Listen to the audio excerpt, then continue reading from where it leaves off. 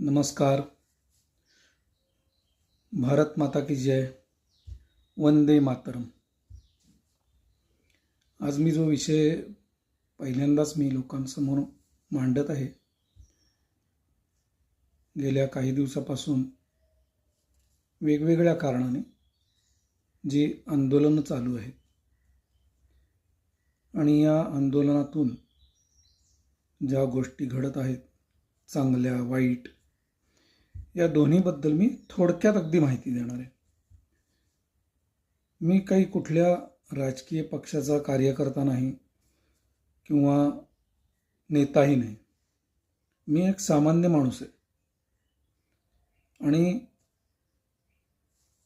गेली 30 वर्ष सामान्य माणसाला या अशा वेगवेगळ्या मोर्चाने, आंदोलनाने, मग तो कुठल्याही पक्षाचा असो, कुठल्या सामाजिक कामाचा असो, कुठल्याही धार्मिक गोष्टींचा असो, अशा प्रकारचे मोर्चे, आंदोलनं यांनी सामान्य माणसाच्या दैनंदिन जीवनावरती जो आघात होतो, त्याला जे सहन करावं लागतं, याबाबतच मी आपली मतं मांडणार आहे. आता होतं कसं की लोकशाहीमध्ये तुम्हाला तुमचं मतप्रदर्शन किंवा तुमचा एखादा झालेला अन्याय, अत्याचार याच्याविरुद्ध तुम्ही जेव्हा वाचा फोडतो, तर तेव्हा त्याला समर्थन करणारे हे त्या ठिकाणी हजर असतात. आणि जे आपलं दैनंदिन काम करत असतात, म्हणजे कामावर जाणे किंवा कामावरून येणे, व्यवसाय किंवा कोणी आजारी आहे तर त्यांना त्यांची शुश्रूषा करणे, तर या गोष्टींसाठी जो माणूस बाहेर पडलेला असतो किंवा आपल्या सार्वजनिक ठिकाणी वावरत असतो, तर त्याला कुठल्याच प्रकारची आता खात्री राहिलेली नाही की मी घरातनं बाहेर पडलो तर मी माझ्या कामाच्या ठिकाणी वेळेवर पोचेन, मी वेळेवर पोचल्यावर माझं काम वेळेवर होईल आणि तिथून मी वेळेवर घरी येईन. याची कुठलीच शाश्वती राहिलेली नाही. आणि मग या आंदोलनातनं किंवा मोर्चांमधून, वेगवेगळ्या सामाजिक समस्यांमधून जी काय आंदोलनं होतात, यातनं त्याचा गैरफायदा घेणारेही खूप असतात. मग ते काय काय करतात उद्योग, आंदोलन राहिलं बाजूला, विषय राहिले बाजूला, मग त्याचा तो फायदा आपल्याला कसा होईल. आता वेगवेगळ्या प्रकारची गॅजेट्स आलेत, मोबाईल आलेत, लॅपटॉप आलेत, प्रसारमाध्यमं आलेत, जी काही समजा सरकारच्या बाजूने असतात, काही विरोधात असतात, तर ते आपापल्या पाहिजे तशा प्रकारचे व्हिडिओ टिपतात आणि ते प्रसारमाध्यमांवरती टाकतात.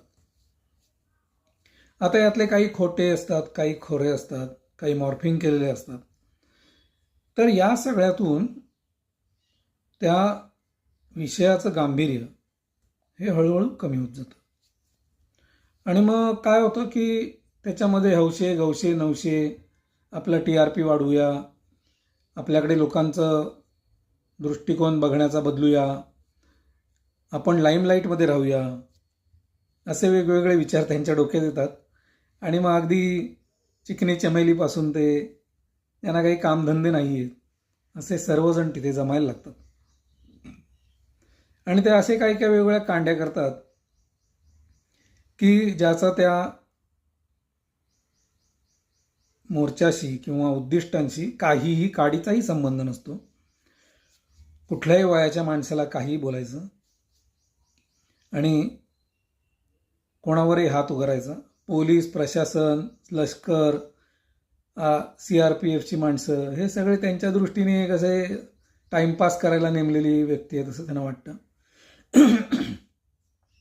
मग सरकारी वस्तूंचं नुकसान करणे, CCTV फोडणे, रस्ते अडवून धरणे, रस्ते उखडणे, मग दगडफेक, अशा वेगवेगळ्या गोष्टी, ज्या ज्या गोष्टींनी आपल्याला प्रसिद्धी मिळेल त्या गोष्टी ते करत असतात. मग यातनं होतं काय की जे आपण आंदोलन उभं केलेलं आहे चांगल्या कामासाठी किंवा काही राजकीय कामासाठी. तर त्या आंदोलनाला काही दिशा आहे की नाही, किंवा त्या आंदोलनामुळे आपल्याला काही आपली उद्दिष्ट गाठता येणार आहेत की नाही, हे महत्त्वाचे न राहता त्या ठिकाणी जमलेले 50% लोक हे निव्वळ टाईमपास करत असतात. आजचा दिवस ढकलूया, कोण काय खायला देत असेल ते खाऊया, कोण काय प्यायला देत असेल ते पिऊया आणि मौज मजा करून घरी निघून जाऊया. पण आता हे एवढं सोपं राहिलेलं नाही. सरकारने ह्या अशा वेगवेगळ्या ठिकाणी जिथे मोर्चे होतात किंवा जिथे लोक जमतात ते त्या त्या ठिकाणी त्यांनी CCTV बसवलेले आहेत. त्यांची माणसं रेकॉर्डिंग करत असतात. गव्हर्नमेंटची माणसंसुद्धा नेमलेली आहेत, ती अशी रेकॉर्डिंग करत असतात. मी कुठल्याही सरकारबद्दल बोलत नाही आहे, प्रत्येक सरकार हे करणारच आहे, कारण त्यांना कायद्याचं शेवटी पालन करायचं आहे.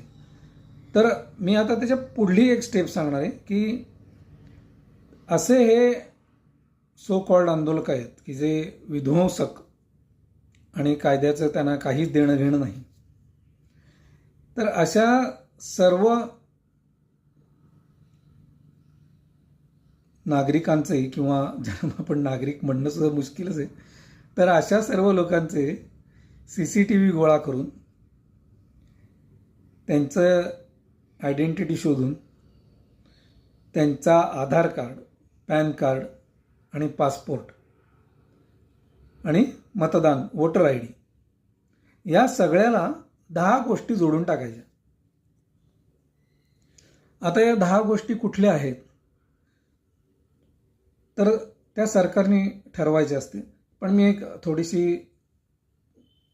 गाईडलाईन देतो की या माणसाने केलेली चांगली कामं ही तो स्वतःच्या तोंडाने सांगत असतो सगळ्यांना. कोणी असं सांगत नाही की मी हे अमुक केलं, मी ते तमुक केलं. तो आपली शेखी मिरवण्यासाठी चांगली कामं तो स्वतःच सांगतो. त्यामुळे त्यांनी त्याच्यामध्ये याच्या नोंदी वगळता त्यांनी आत्तापर्यंत कायद्याची कुठली कुठली कलमं तोडली, त्याला कुठल्या प्रकारच्या गुन्ह्यामध्ये शिक्षा झाली आहे, त्याच्या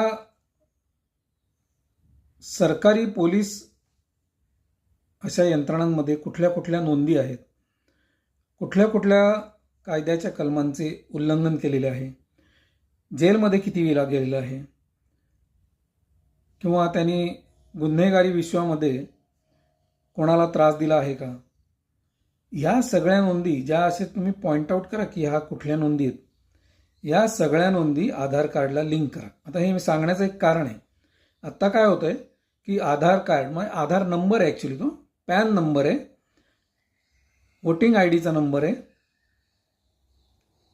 आणि पासपोर्टचा नंबर आहे. तर हे नंबर जे आहेत ना, हे नंबर नुसते तेवढ्या पुरते की हा माणूस कोण आहे, हा राहतो कुठे, त्याचं वय काय, जन्मतारीख काय, आणि हाने आत्तापर्यंत कुठे कुठे प्रवास केले, हे फार फार तर त्याच्यावरनं कळतं.